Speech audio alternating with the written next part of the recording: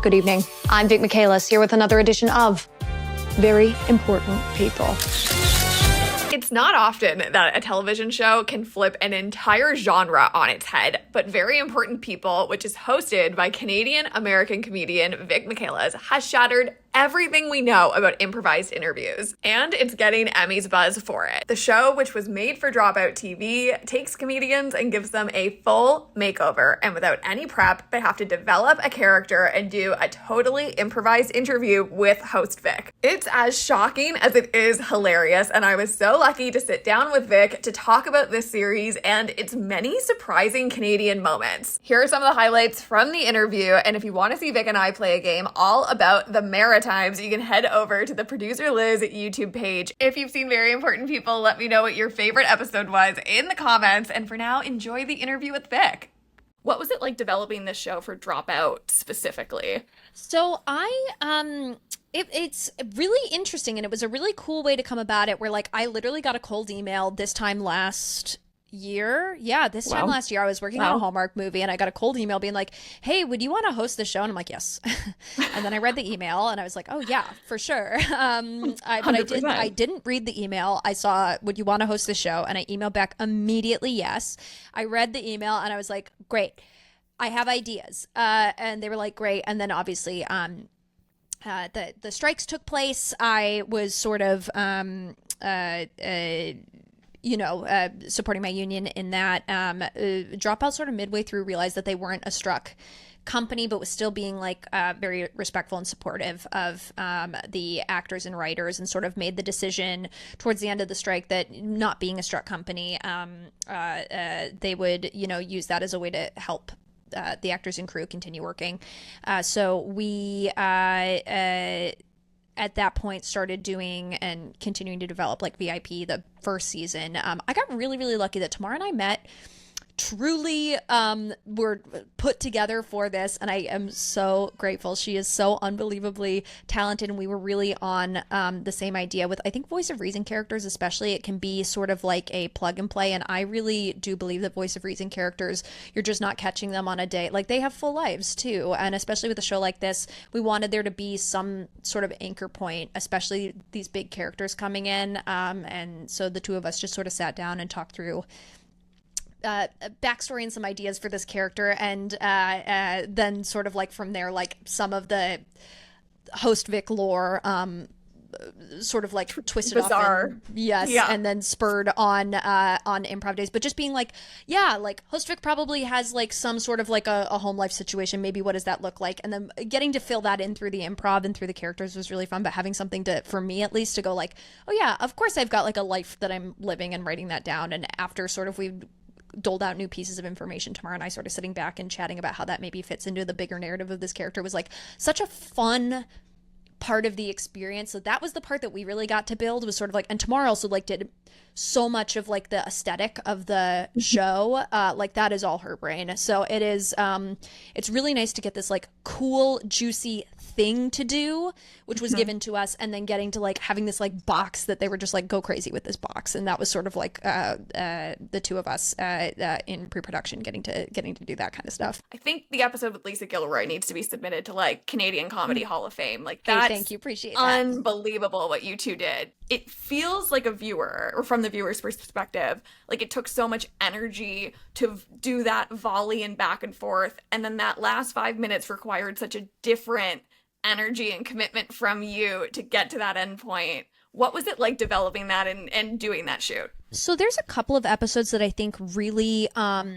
you're seeing the way in which they were shot. Like, it's really like, because Tamara does such a good job sort of like live editing these episodes, is how I like to think about it, where she really has such a heart for story and what the edit's going to look like, along with our like truly brilliant editor Eve.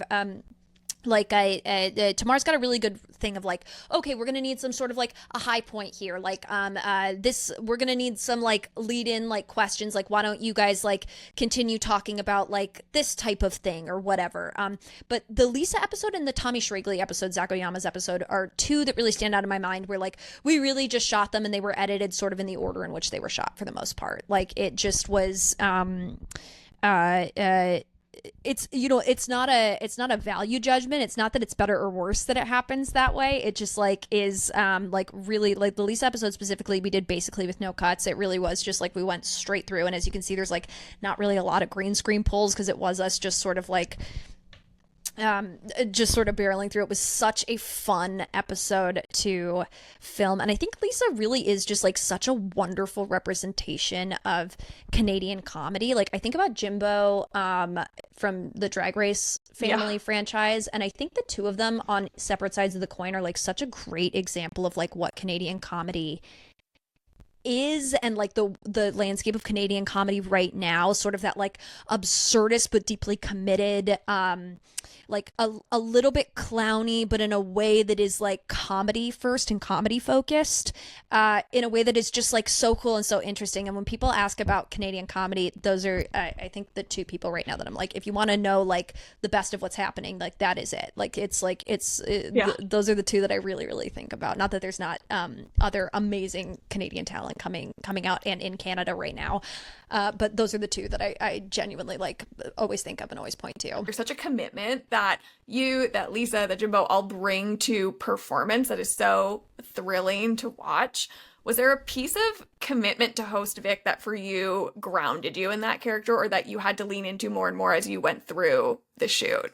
An amazing question. Yeah, I think so. I think like the big, like, you know, there's a really there's a well-known like improv coach and teacher out here, Alex Fernie, who I think has like a really good philosophy on this, which is talking about really like voice of reasons also have wants, you know what I mean? And it's like, I think your voice of reason having a strong thing that they want out of a conversation or out of an interaction with somebody is what's going to ground your character, is what continues you having a conversation with somebody that is like bananas off the walls. And I really like always come back to that, and that is like a thing that I think we really use to develop host Vic, especially in these interviews as well. Just like really having a very strong want, which is just to be like, I want to be a successful reporter. Like I really want to be like a famous and successful reporter. And so like that is what grounds this character in these interviews. That's what keeps them going, and keeps them like digging further and further into characters that are like either absurd or not wanting to participate in the interview. And the way in which host Vic wants is like, I can make something out of this, because a good reporter can make something out of anybody. And that like, I think was very helpful with a lot of these interviews, having a reason to be there. Like that's a big thing in improv. Do you do improv much? Anything like that? I was the captain of my high school improv team, Vic. I am in the deep end with you. Did you do Canadian improv games or anything like that? Oh yeah. Amazing. Okay. Yeah. Congratulations. I'm like very into like I started out in the BC improv scene really, and so like a lot of those folks came from Canadian improv games too. So I mean like 100%. I have such love. What a great program. As we get to the end of our time here and talk about Second City, Toronto, because I know that was an integral part of your like teenage years. Perhaps you land in Toronto. You've said like you spent a ton of time there just soaking it all up and watching the performers in Toronto have at it. What's the connection between those memories and what you're doing today? Yeah, of course. I mean, like, I literally, like, I was in an IB program in school, and so you have this, like, big mood. Yeah, so you got this, like, massive paper. It was awful. I almost failed out of high school trying to finish this program, and I did not, spoiler alert, finish the program. I got a certificate, which is different. I still had to take the test. Okay, congratulations to us. We did it. Congratulations to us. But so there's that big paper that you have to write, right? And I was like, I'm not doing this. And then I was like, or I could title it so that way I can go. So I had my theater teacher, my higher level theater teacher, help like organize how to title the paper. And basically it was just me getting to go to Second City, Toronto, to watch that show over and over and over and over again, so that way I could write about it as a source in my paper. So I probably saw, it was like a show that was changing over, and then they used to do this form called The Dream. I don't know if they're still doing that afterwards. Where they would like open the back doors and people from the street could just come and watch them do this like long form called The Dream. And so I probably saw The Dream. There was a time where I was going like 3 nights a week to go watch it, and then I probably saw that the Second City show like once every 2 weeks, something Your like face that. is Like probably on the wall, like most ticket spot for one show. gotta be. I saw that show. And then the one that came after it and some of the workshop stuff probably like 12 times. Like I went so much. It was too much. I went too much. I feel comfortable saying at this point.